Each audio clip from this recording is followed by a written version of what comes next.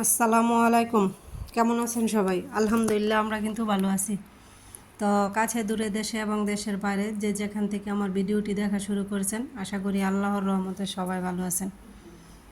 তো ভিডিও শুরুতেই বলে রাখি, আজকে কিন্তু খুব সুন্দর একটি জায়গায় ঘুরতে গেছি, তো সেটি আপনাদের সাথে শেয়ার করব। তো এর আগেও হয়তো বা এই জায়গার ভিডিও আপনাদের সাথে শেয়ার করেছিলাম, কিন্তু ওই সময়ের দৃশ্যটা আর এখনকার দৃশ্যটা সম্পূর্ণ কিন্তু আলাদা। তো প্রথমে ভেবেছিলাম এই জায়গায় আর কি পহেলা বৈশাখের মেলা হবে শুনছি, তো শূন্যই আসছিলাম, কিন্তু মেলা হয় নাই।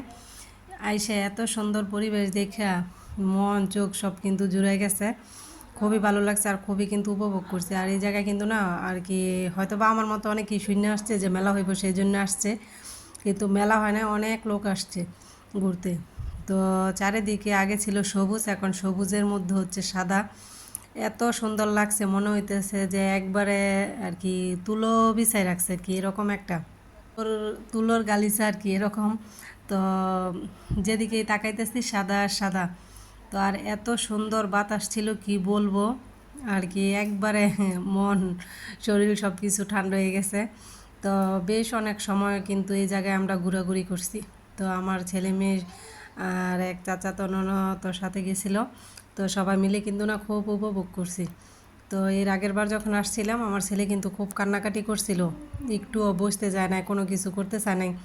তো এবার কিন্তু এসে সে কিন্তু ভীষণ খুশি, একবারে মাঠের এই প্রান্ত থেকে ওই প্রান্ত পর্যন্ত ঘোরাঘুরি করছে, হাঁটাহাঁটি করছে। তো এই তো আর বাতাসের মধ্যে মামিরা ঘুরতেছি, একটু ছবি করলাম, ছবি তুললাম, ভিডিও করলাম। তো খুবই কিন্তু ভালো লাগতেছিল, পরিবেশটা কিন্তু দারুণ সুন্দর ছিল। তো এইকরে একটু মাঝে মধ্যে মন খারাপ করতেছিল, এই জায়গায় অনেকেই শাড়ি পরে আসছে। তো এইকরে কিন্তু শাড়ি পরে আসতে চাইছিল, কিন্তু আমরাই বারণ করছি যে এত গরমের মধ্যে শাড়ি পরার দরকার নাই। কিন্তু এই জায়গায় আসার পর যে পরিমাণ বাতাস ছিল, এই যে আপনারা তো দেখতেই পেতেছেন।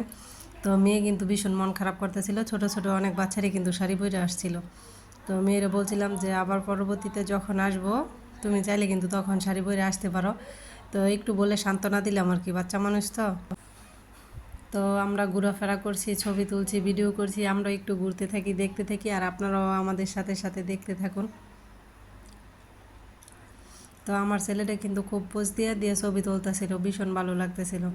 তো এদিক দিয়ে কিন্তু আমার 3 ছেলে মেয়েকে একসাথে বসাই দিলাম, একটু ভিডিও নিতেছি আর কি, এরকম সুন্দর দৃশ্যটা একটু ক্যামেরা বন্দি করে নিতেছি। আর এগুলো না একটু স্মৃতি করে রাখার জন্য কিন্তু ভিডিও করা।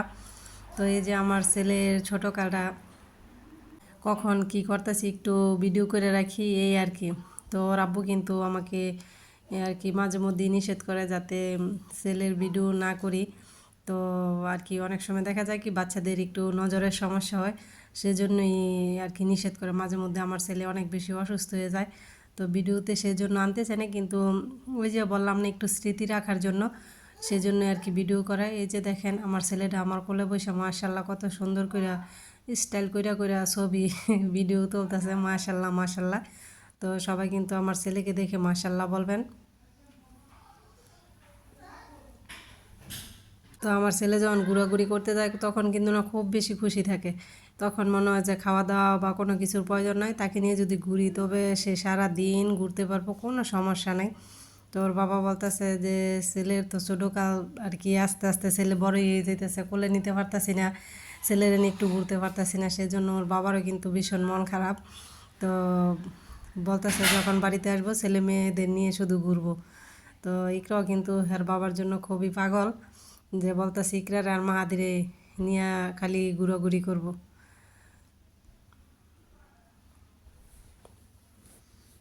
তো এই তো আমার ছেলে এই জায়গায় একটু সুন্দর করে ভিডিও করে নিতেছে।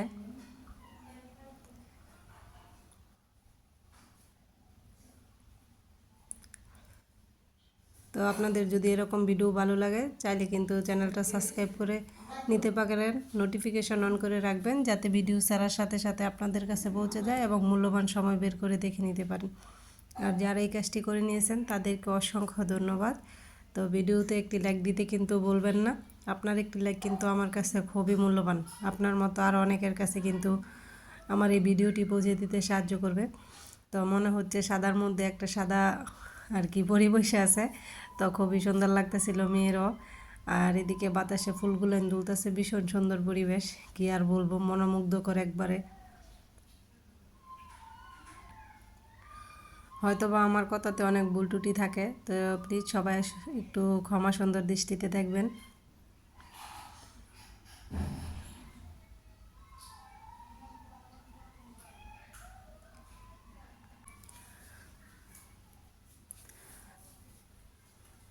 আর এই তো এদিক দিয়ে আমার ছেলে, দেখেন একবারে বাঁশের কালারের সাথে ওর ড্রেস ম্যাচিং, ও কিন্তু এই বাঁশ ও বাঁশ দুইটা দাঁড়ায় থাকতেছে, বলতেছি যে চলো ওইদিকে না, বাঁশ ধরে দেখেন কিভাবে দাঁড়ায় রইছে।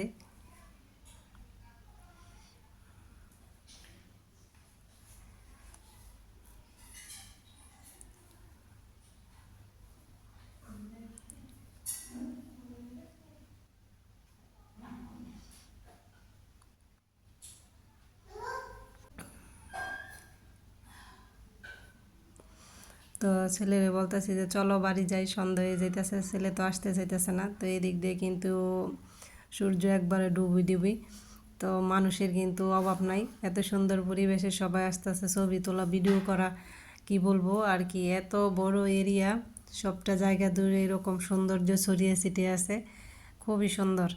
তো বাড়ির কাছে এরকম একটা সুন্দর জায়গা থাকলে কিন্তু মাঝে মধ্যে যাওয়া যায় আর খুবই ভালো লাগে। তো ওর আব্বু আসলেও কিন্তু মাঝে মধ্যে এই জায়গাতে আমরা আর কি বিকালে একটু ঘুরতে যাই, ভালো লাগে।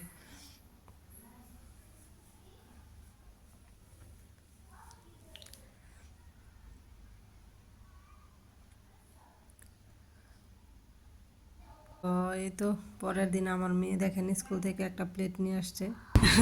এই তো এই প্রাইজটা আমার মেয়ে স্কুল থেকে নিয়ে এসে আর কি সান্ত্বনা পুরস্কার হিসেবে দেওয়া হয়েছে প্লেটগুলা। তো আমার মেয়ে কিন্তু ভীষণ খুশি প্লেটটা পাওয়ার পর। তো বাড়িতে আসার পর দেখি কিন্তু আমার ছেলেও ভীষণ খুশি। আব্বু তুমি খুশি? হ্যাঁ, প্লেটটা দেখে তুমি খুশি? সুন্দর হয়েছে, সোজা করো তো, প্লেট সোজা করো। এই তো সুন্দর হয়েছে। তুমি খুশি? হ্যাঁ, তুমি ভাত খাবে এই প্লেটে? মা দির হাতে দাও তো। তুমি ভাত খাবে? ভাত দেবো এটাতে? হ্যাঁ, তোমাকে ভাত দিব? ও পড়ে গেলে ভেঙে যাবে। ভাত খাবে কি মা?